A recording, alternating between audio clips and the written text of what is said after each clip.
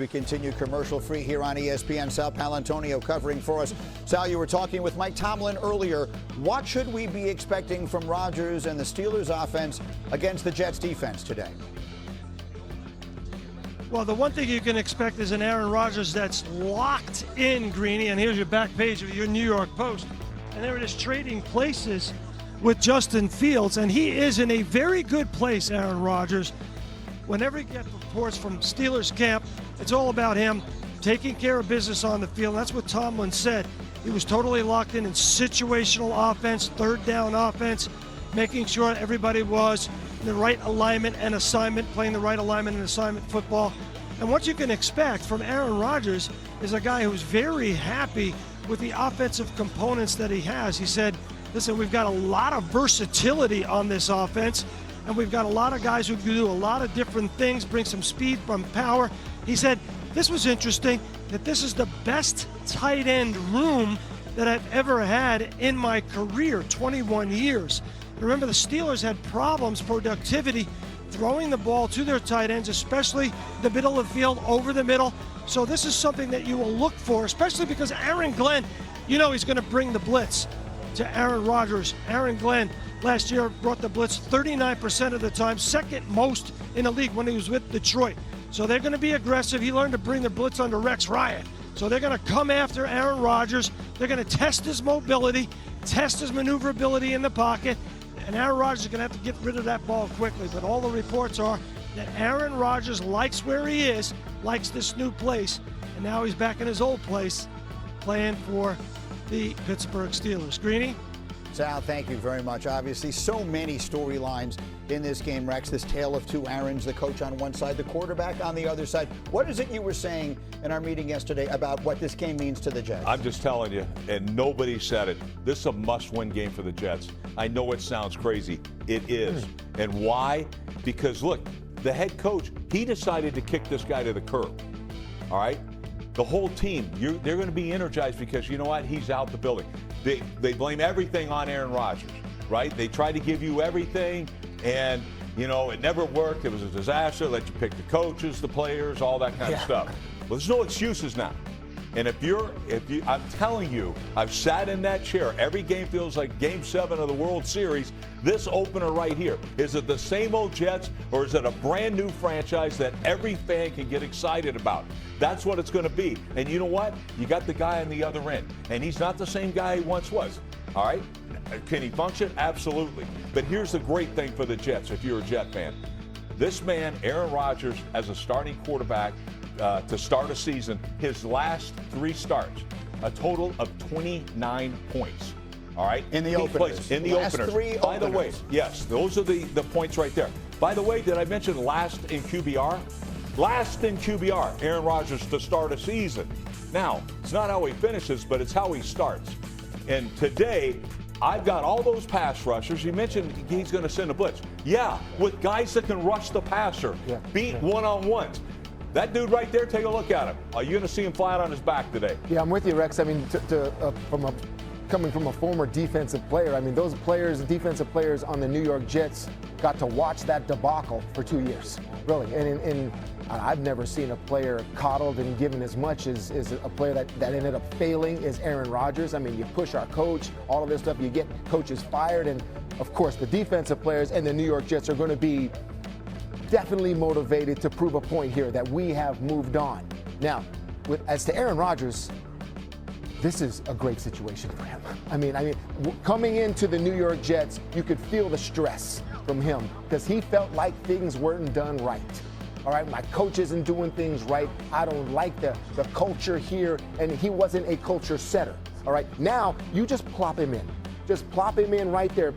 Fill him in under the quarterback position where the head coach has the culture rock solid. You got a defense that needs nothing from you. We'll lead, don't worry. They just got Cam Hayward back signed, so he's there and saying, Aaron, just play quarterback, don't say anything. We've got the leadership part of it. That's where Aaron is best set up to succeed this year. I wonder what this Aaron Rodgers offense is going to look like for the Pittsburgh Steelers. In the past, you know what we've seen? Multiple wide receivers. Don't worry about it, Aaron Rodgers. Remember, he brought all those wide receivers into New York. Let's spread them out. But when you listen to what Sal Powell said about the love for his tight ends and 21 years of playing football, there's one tight end that really stands out to me that they got, and that's Jonnu Smith with Arthur Smith. We know what we've seen out of Jonnu Smith in Tennessee, just running all over defense. Yeah. Then he went to Miami. So the Pittsburgh Steelers seen something in Jonnu Smith that can help this offense out today. So multiple tight end packages, being able to run the ball, because they just signed, but they drafted another running back, a rookie in Johnson. So what is this Pittsburgh Steelers offense going to look like? I don't know what it's going to look like, but just by what I hear, man, don't be surprised if you see a lot of heavy run with some tight end sets tonight. I got to push back here a little bit on this. The truth is, Aaron Rodgers is a major upgrade for the Pittsburgh Steelers at the quarterback position. That's a fact. I mean, we could take last year, the worst year of his career. You're getting crapped on up here. He's a failure. Put his numbers up against Jordan Love, who replaced him in Green Bay from a season ago. They're better. He threw for the third most touchdowns in Jets history for a single season. Because they were behind. They were behind last year a lot. because their defense was struggling. Right? Again, the problem wasn't just him. He played good down the stretch. Listen, I know we're jumping on the Jets train and all this. I don't see it. Again, the truth is he doesn't have to do a whole lot. I agree. He needs to be good situationally. This Pittsburgh Steelers defense is unbelievable. Yeah, I'm talking about the mood, okay? All right, the tone that should be, like Rex is talking about, in that locker room when Aaron Glenn is trying to start. The Jets, I mean, this is a team that has new coaches, new players, new quarterback. I mean, they've got all the work to do today. This Steeler team with this, if Sal's right, and this guy's happy now, okay, because I think that's very important. The way he feels, it's like, I'm telling you, this team is very good, and they can compete for this division, in my opinion, because of Aaron in the year that he can possibly have. Look, we've been talking about this game for a long time here, and Randy, there are three words we haven't said, and they are DK Metcalf. DK Metcalf. What do you anticipate from him? You talk about the tight ends. Arthur Smith, the offensive coordinator, we know him for being one who likes to run the ball. You're talking about tight ends over the middle of the field. But what do you expect Rodgers and Metcalf? They can plug a guy like DK Metcalf within this offense. Get it to him early and often. But what I've seen coming out of Pittsburgh all season, wasn't a lot of noise. They showed a lot of connection between him and DK Metcalf, but like I said, what I've heard over the last couple of weeks, what Aaron Rodgers fell in love with, don't be surprised what we've been seeing, 4 and 5 multi-receiver sets.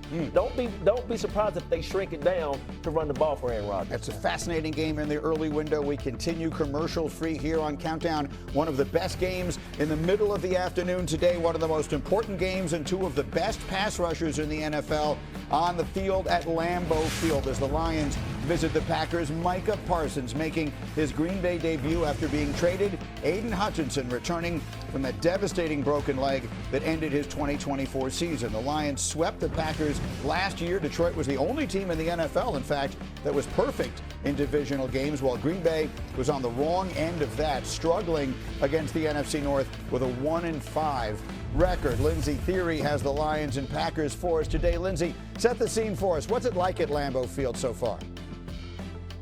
Greeny, it is already buzzing outside Lambeau, even though kickoff's not till a little bit later today.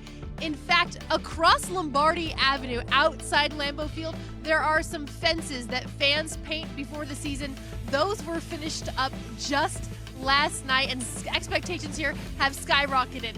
The golden ring that Micah will bring, that is the expectation, a Super Bowl here in Green Bay, Wisconsin. And the visions don't just stop with the fans looking at a Super Bowl. Jordan Love, he has a vision for how this will go today. Typically, the season opener, you'd expect for the offense to be announced in stadium and the quarterback to run out last. Nope, Jordan Love wants the defense to be announced, and he wants the last player to be called to be Micah Parsons. He says this crowd will absolutely go crazy. Another vision he has, the defense goes out there, gets a 3-and-out, and it's Parsons with the sack to cap it off. The people not envisioning that, The Lions. Yeah, the Lions are here today, though they have a lot of challenges ahead of them. Among the biggest challenge is the fact Parsons arrived here. In their group text messages reacting to the Parsons trade news, there were a lot of words that I cannot repeat on TV, but the biggest theme of them all was just challenge. The other challenge the Lions will face today, they have coordinators, new ones on both sides of the ball. Focusing on the offense, John Morton takes over. He was here in 2022. It's because of that familiarity that Jared Goff says it's been a smooth transition, and they've been able to speak freely to each other about what they want this offense to look like. As for what we'll see today, John Morton does say expect for this offense to look very much like it has the last few seasons. They're going to be out there doing the same things they have already done. Greeny. All right, so many.